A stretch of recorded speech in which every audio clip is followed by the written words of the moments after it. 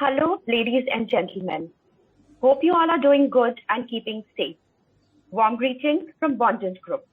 I'm Dr. Sonal Khanna, Clinical Education Manager.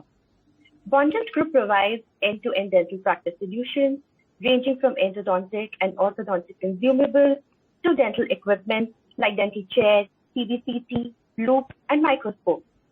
For more information on product range, please visit www.bondent.com.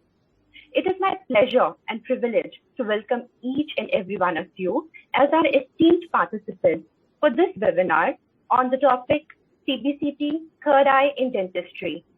To tell you in brief about our speaker for today, we have with us Dr. Khaled Ekram, who is a very reputed name in dental fraternity and is one of the pioneers in the specialty of dental radiology and digital dentistry worldwide. Welcome, Dr. Khaled. Thank you very much. Welcome, Dr. Sonal. How are you? All well, doctor. How are you?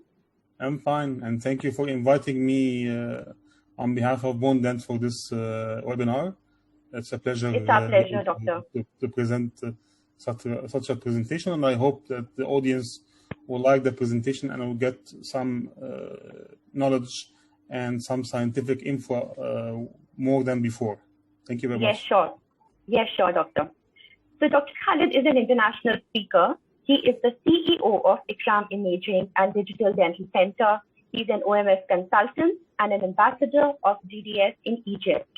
He's also an assistant professor with master's and doctorate degree in oral and maxillofacial radiology and is EDS certified consultant in Egypt.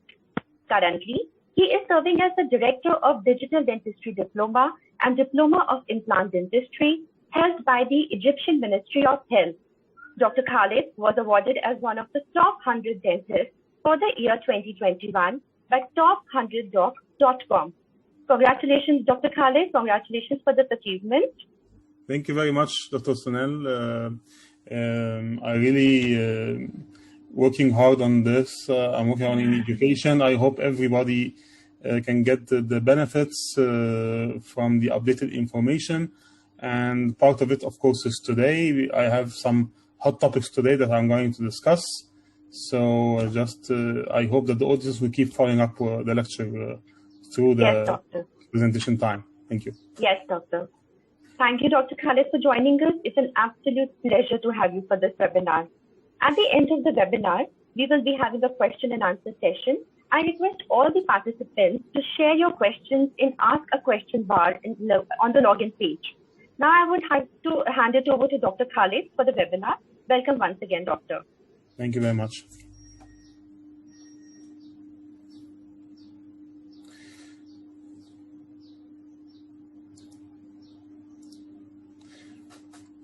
Hello, everyone.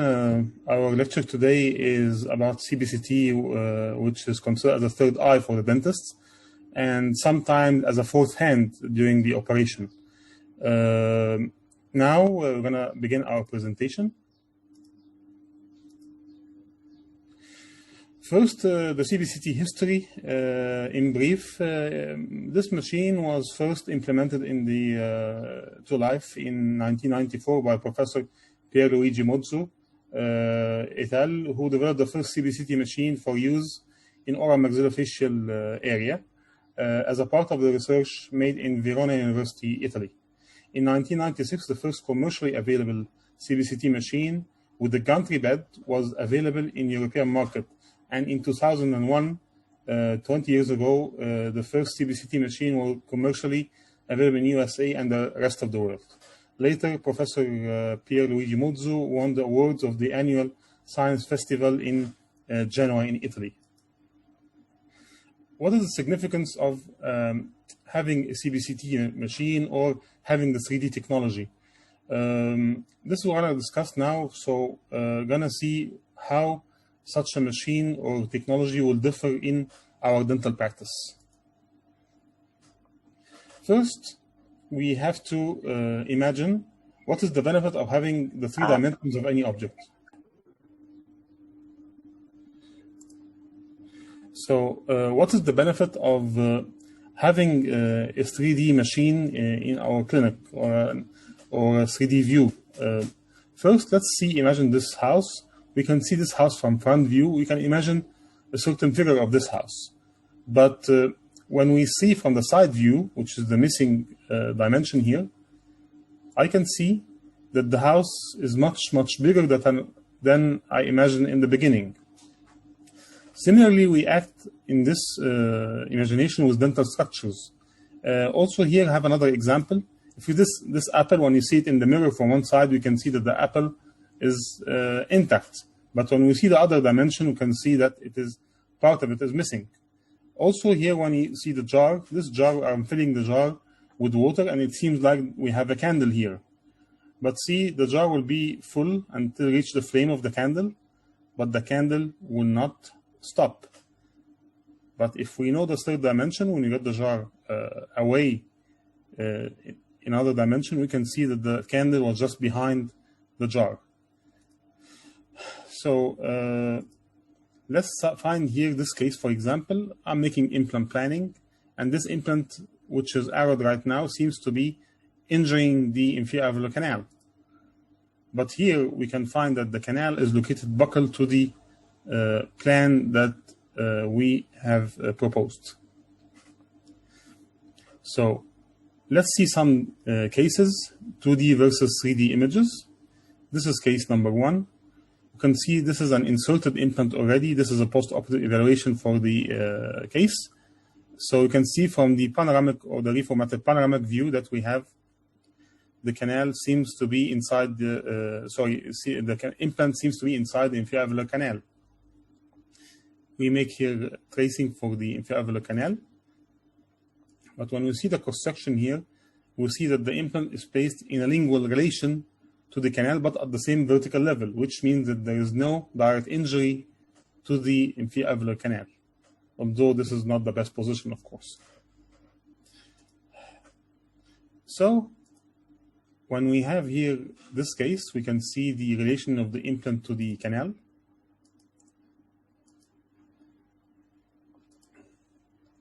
Another case, this is a panoramic image with the an implant inserted replacing the missing upper left first premolar, and this is like a zooming on it. We will find here that the implant is looking very well in the panoramic view, but it seems to be perforating the buccal plate of bone in the 3D image. So the panoramic view is always deceiving to the dental operator. So it is deceiving, and maybe we have imagination that it is laughing on you, that you misinterpreted the case. So never depend on panoramic images in all cases. There is a lot of cases we must depend on the 3D view. So here let's see how CBCT images is generated. Here we have the machine is rotating around the patient's head in 360 degrees. And during this rotation, the patient information is scanned. Let's see digitally how this can be reformatted, this 3D volume. Actually, what happens is that the machine rotates around the patient's head 360 degrees. Just consider that each degree, the machine take a capture. These captures are collected together to form what we call the DICOM data files. So on the computer, we will find that there is multiple files here. These multiple files together form the 3D volume. This file is called DICOM. So the whole DICOM dataset is reformatted by the software to generate a 3D volume. And it's very important to know about this, because when using other softwares, you must have this DICOM dataset to import it to the software that we are using. So what is the guidelines to select or use the CBCT machine? So whether you are sending to imaging centers, or if you own a CBCT machine in your clinic, how to choose which machine to buy or which imaging center to select in order to make for you the scans. Here we have some factors that alters the selection. I'm going to get through them one after one. First is the machine detector. The machine detectors, we have two types of detectors, which are the image intensifier, which is the little bit old and not a lot of machines having this type of detector. Image intensifiers make less exposure, but it gives less dimensional accuracy and resolution. On the contrary, the other type, which is flat panel detector, it gives more exposure and gives higher resolution and dimensional accuracy. And the increase in the exposure dose is not that significant. Second factor, which is the voxel size. The voxel size, or the voxel, is the picture element for the CBCT. Same like the pixels for the digital cameras, for example. So the smaller the voxel size, or the picture element forming the image, therefore we will have images of better details and higher resolution. Structures of small sizes or that needs fine details to be revealed needs machines with less voxel size. We are talking about, for example, root canal cases. We need from voxel size which is less than 80 microns. And the machine for the any other machine should have wider ranges that we can use, 80 microns, 70, 300, whatever. So we must have flexibility in using voxel sizes. For example, the Bondent CBCT machine has a wide range of voxel sizes from 70 microns, which is suitable for root canal cases, until 300 microns, which are suitable for large fields of view. The focal spot is a function of the image or sharpness. So most of the machines having a focal spot of 0.5 millimeter, such as the Bondent machine, but more than that will not be acceptable. Contrast resolution, or what we call the bit depth. The contrast resolution is a function that displays the different bone densities or tissues of different CBCT or CT numbers. So the higher the bit depth, the more ability for the machine to display different structure and differentiate between enamel, for example, dentine, and cementum and bone, between cortical and spongy bone. So the range that we are talking about is that we should have 14 bit depths or more, such as the Bondent CBCT have 14 bits. CBCT scan time. This is also a very important factor that when the scan time increases, this means that we have two problems. First problem is the higher exposure dose to the patient. Second is the possibility of the patient to move within the long scan time, which can produce haziness or motion artifacts. So the scan time here, for example, if we take a Bondent as an example, we have from 8 to 24 seconds scan time according to the irradiated area. If the irradiated area is small, we will go to the 8 seconds. And if we have a large field, we will go to the 24 seconds. The patient scan position. We have two types of machines. First is the sitting position. Second is the standing position. And in the old past, the first machine that was generated in the market was like a gantry bed, but this is not available. I think nowadays is not available anymore. So what is the benefit of having a sitting position machine? The benefit here that we have is that the machine, this type of machine, is more comfortable for the patient, so less possibility of having the motion artifacts. Although the standing position machine is prepared that we can use a wheelchair or any chair to position the patient during the scan time, so we can get rid of this problem. But the standing position machines having some more benefits. Number one, there is no chair here, so the boards and the parts of the machine which cause mechanical problems is less in case of standing position machines. Also, it requires less space. Also, this is more suitable for patients on a wheelchair. In addition, in standing position machines, it is possible to place 3 imaging modalities in the same machine. We can place a panoramic sensor, cephalometric, together with the CBCT, what we call 3-in-1. But in case of sitting position machines, it is not possible to put a cephalometric arm. This is not possible. So space saving is very good in this case. So then we are speaking about the field of view. Field of view is the volume of the irradiated area. The field of view can be controlled by collimation of the CBCT X-rays to limit the radiation to a certain area of interest. So it's very important that the machine that we use to have flexible fields of view to serve for different specialties. As we mentioned in the beginning, for root canal cases, we need small fields of view like 4x4 or 5x5, not more than that.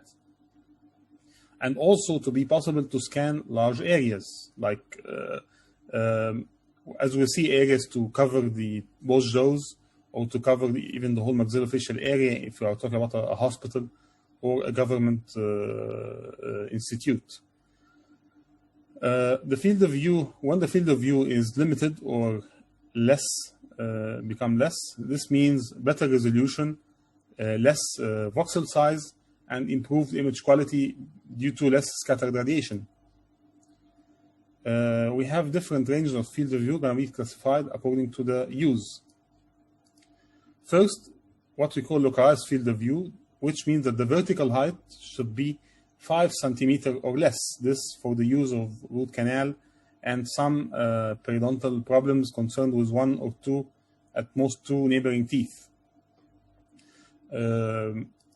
Second is the single arch field of view, where the field of view vertically is more than 5 and can reach to 7 centimeters. This to scan one jaw, tooth-bearing area, like the mandible or the maxilla, but only the tooth-bearing area. For the mandible, we cannot say that we can reach the condyle, for example. It is only just the tooth-bearing area. Third, the inter-arch field of view, which means that we can get both the maxilla and the mandible in the same scan, but only also the tooth-bearing area, when this field of view is between 8 to 10 centimeters. Last field of view available here is the maxillofacial field of view, which the vertical height is more than 13 centimeters. In order to reach the nasion, we should scan from the soft tissue menton down until the nasion up. What is the advantage of cone beam CT over medical CT? Because medical CT can achieve all of these 3D views. First, CBCT machines are much smaller in space than multi-slice CT or the conventional CT. And this saves a lot of money, because we can take the CBCT in one room and make a small compartment, and we can use the space for the other room. Second, the short scan time, because CBCT acquires all the projection images in single rotation, 360 degrees around the patient's head. That takes nearly between 8 and 24 seconds. But multi-slice CT, there is a lot of time, because there is multiple slices are taken around the patient's head. Also, the reduced patient dose due to the short scanning time and the less milliamperage and kilovoltage. CBCT provides doses about 76 to 98% less than conventional CT, and this also in addition to the limited field of view available to use. So beam limitation, as we said, that the dose can be limited to a small field of view. In addition, and this is the most important factor, the higher software capabilities provided for softwares coming with the CBCT machines. For example, here, and this is my favorite software, the On-Demand 3D. On-Demand 3D can make a lot of maneuvers that we're going to see in future slides.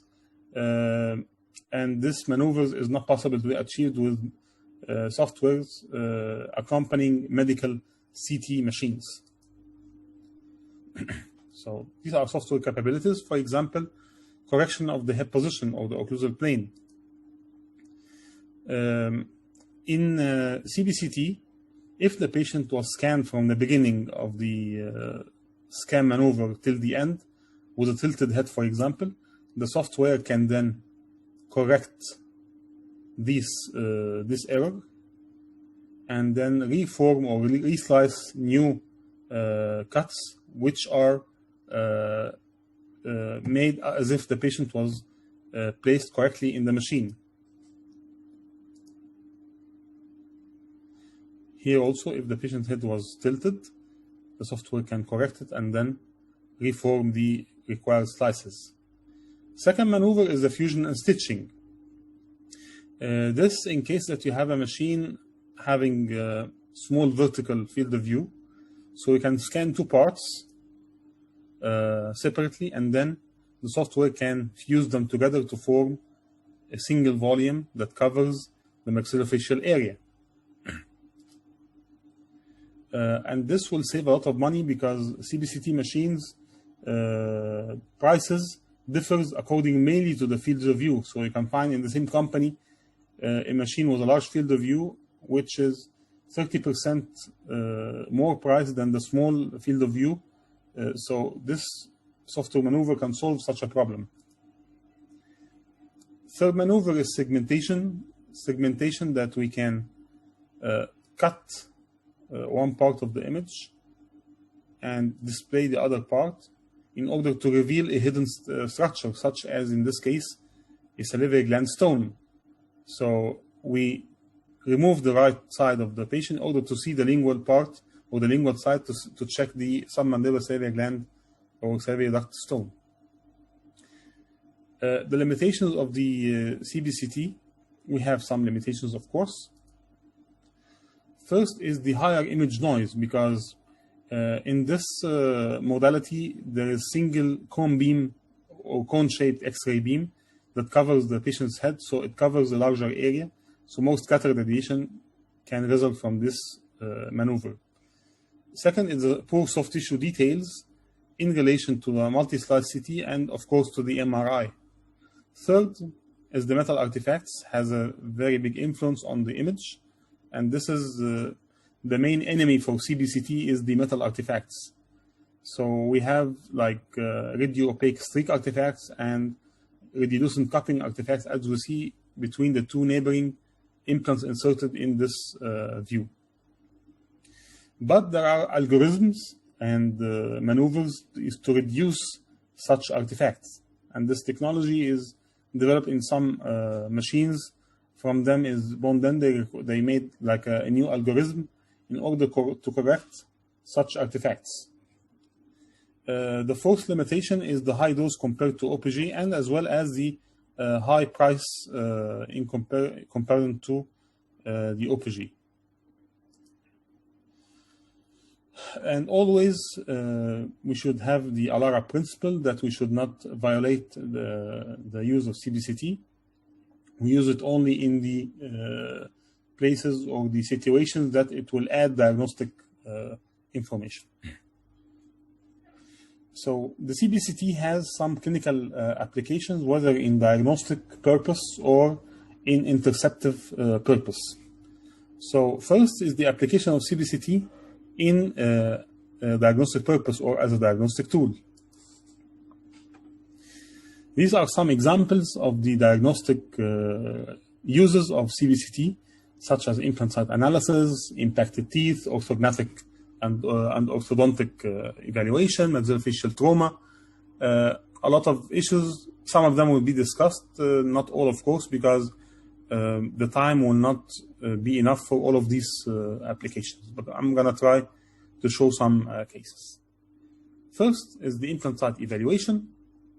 For the implant site evaluation, CBCT is a must for all cases, in my opinion, and also the WHO stated that CBCT is required for all implant cases.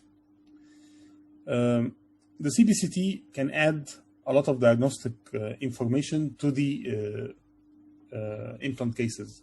For example, as we see here on the picture right now, we can get the true vertical dimension of bone as well as the buccal dimension of bone. Unlike the OPG or the panoramic, it is not possible to find the buccolingual dimension of the bone or any other structure or any buccolingual position. Also, we have the maneuver of making what we call implant simulation or virtual implant planning, is to imagine the position of the future implant in relation to the neighboring teeth. And this is the first step in order to make what we call computer-guided or computer-generated surgical guides. Also, it is very important to reveal the bone anatomy. For example, in this case, we have a missing lower left first molar, and we have a vertical dimension here of 14 millimeter, which seems to be good to place an implant of 10 to 12 millimeter height of implant comfortably. But the question is, are you sure that this can be achieved comfortably? Let's see. We have a possibility that the ridge can have like a wide crest, like in the first case that appear right now, or can have a sharp knife edge ridge. This means that this is not possible. We have to go from the plateau level less than we expected. Or we can have a big lingual undercut. This means we must use shorter implants. Or we have what we call figure 8 ridge, that the ridge is wide in the middle and then is constricted near to the inferior canal. Okay, and this is another case for figure 8. So for this reason, even if we have a single missing tooth and we are seeking implant therapy, CBCT is here a must. Also here it shows the bone angulation because it is very important info to decide our drilling direction. So if we don't have this info, are not aware of the ridge inclination, we can go in a wrong dimension or a wrong implant placement. So I can put the implant in a wrong position. Second application or second diagnostic use is the impacted teeth. By the way, surveys were made from imaging centers worldwide. What is the main reason for dentists to ask for CBCT? They found that 65% of the referred cases were referred for implant cases, and the rest of the 35 is distributed all over the other uses or purposes. So second most used purpose for CBCT is the impacted teeth.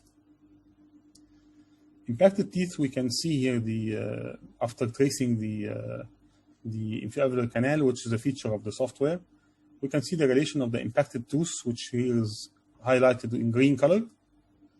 We can see from the buccal side, the green color is a little bit hazy.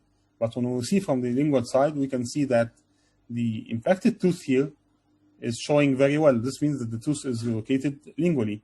And when we confirm with the colored cross-section, we can see here that the tooth is much located or extremely located lingually, which means it is away from the inferior canal, which is highlighted in red, unlike the images that we have here from buccal or lingual side.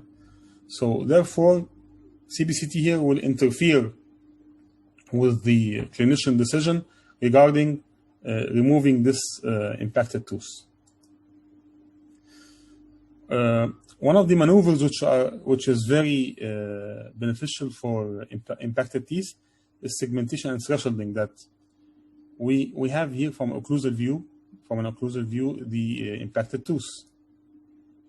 Here, when we remove the bone and we keep the impacted tooth, by thresholding and segmentation maneuver, we can find the exact relation between the impacted tooth and the inferior canal. This is a reported case and very interesting and very hard case.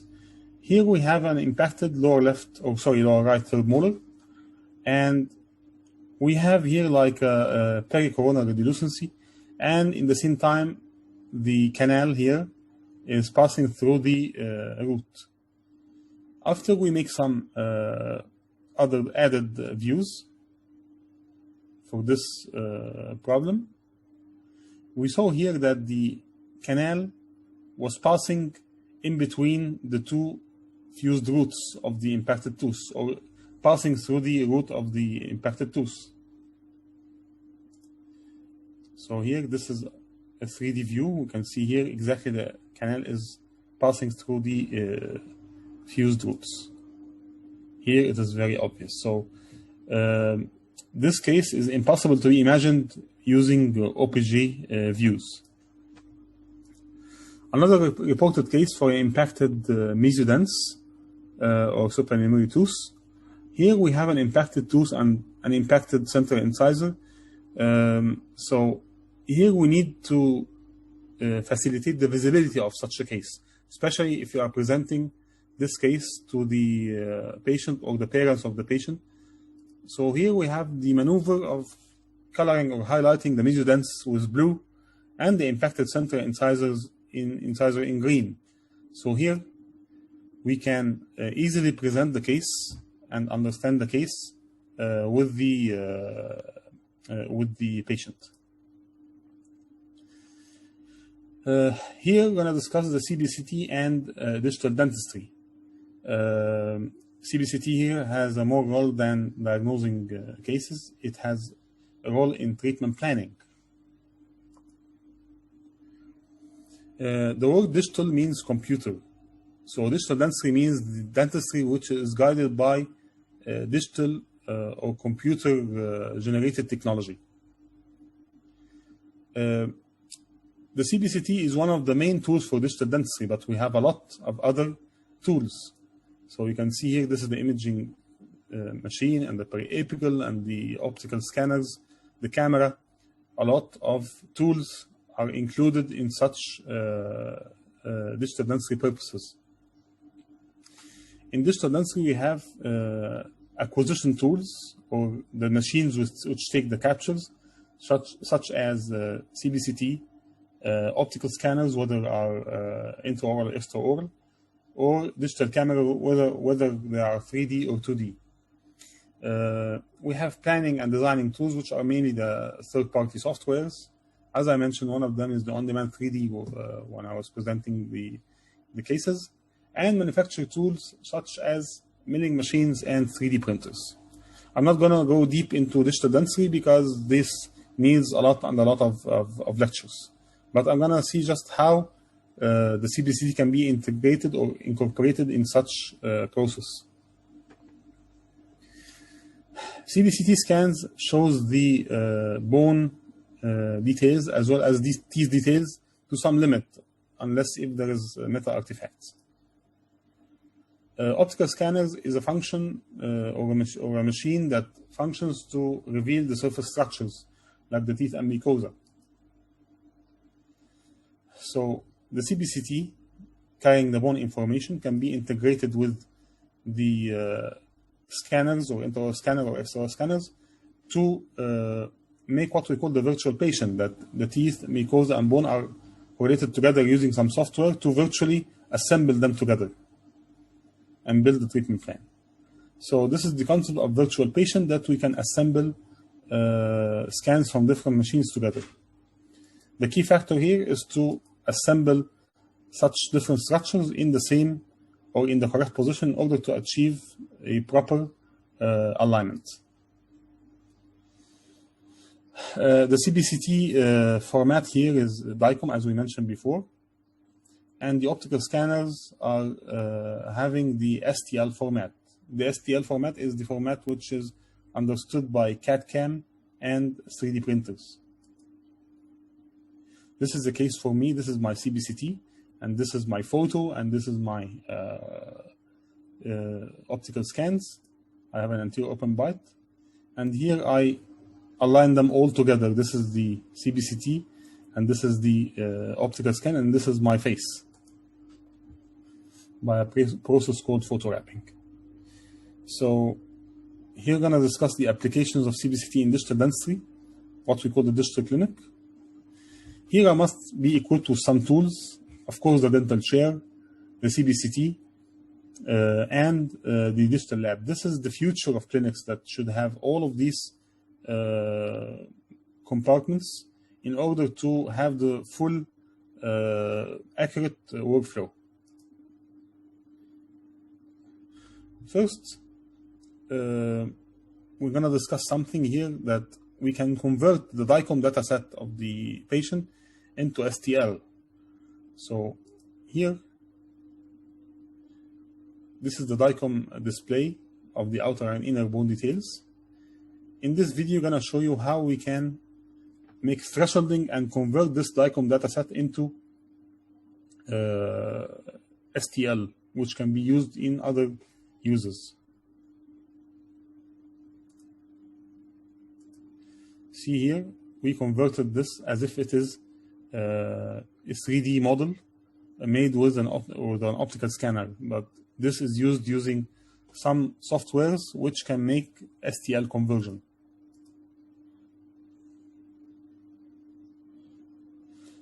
So what is the value of having the CBCT into STL format? Some treatments, as we're going to discuss here, is mandatory to have the CBCT in STL. Like this case, for example. Here we have a cranial defect in this patient. So this cranial defect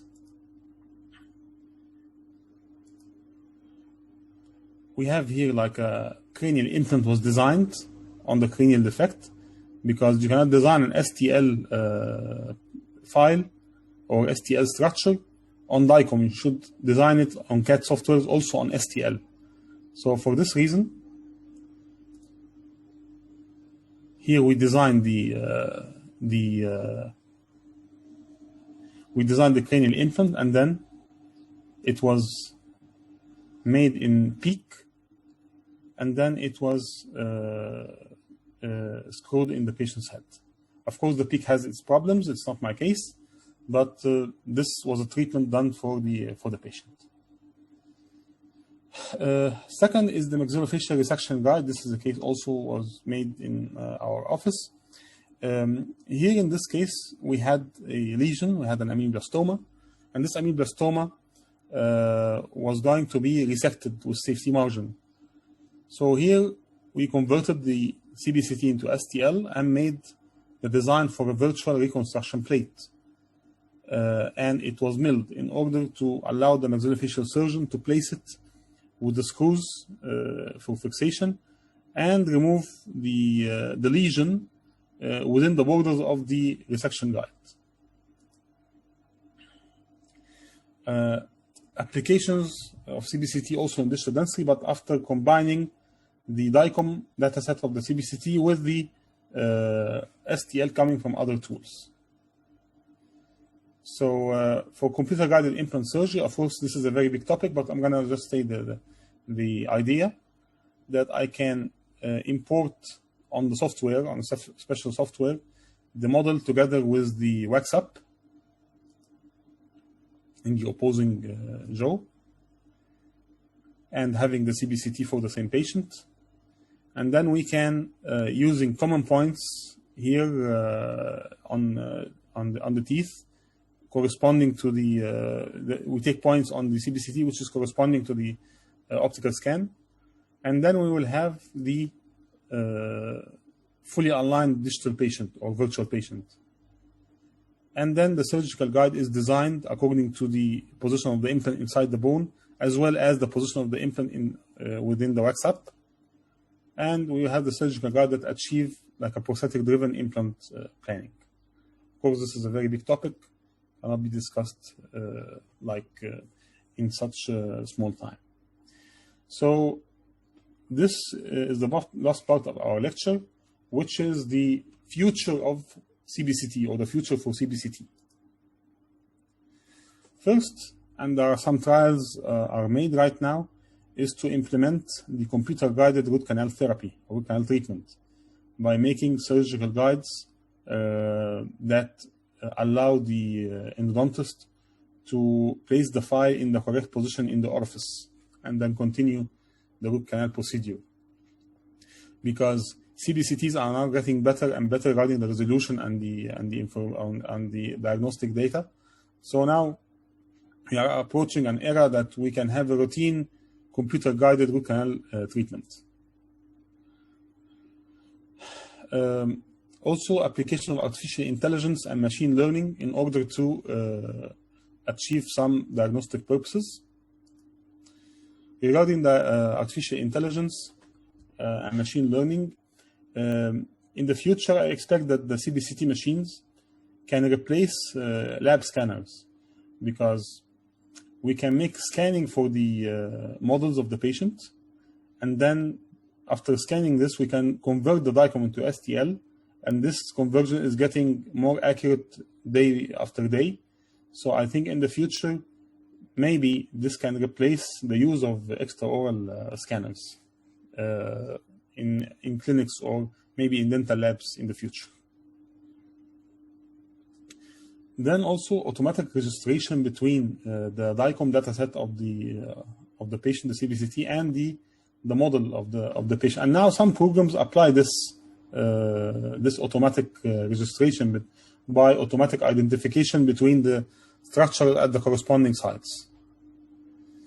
Automated diagnosis, that now some programs are making trials by importing the DICOM data of the patient to the software, and the software automatically diagnoses any abnormality in the patient, such as dental caries or such as root canal problem or maxillofacial lesion, and making differential diagnosis. This is what we call machine learning, that we give the machine hundreds of cases of ameoblastoma, for example, and then the software will learn that the shape and the morphology and the appearance of ameoblastoma. So in next time, after these many cases, it will be automatically identified.